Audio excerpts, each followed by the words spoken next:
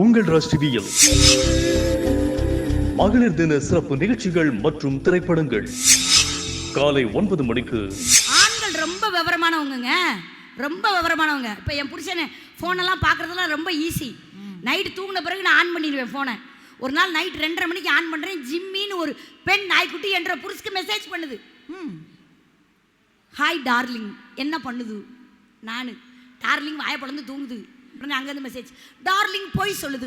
தூங்குனா எப்படி மெசேஜ் பண்ணுது? நான் டார்லிங் தூங்குது.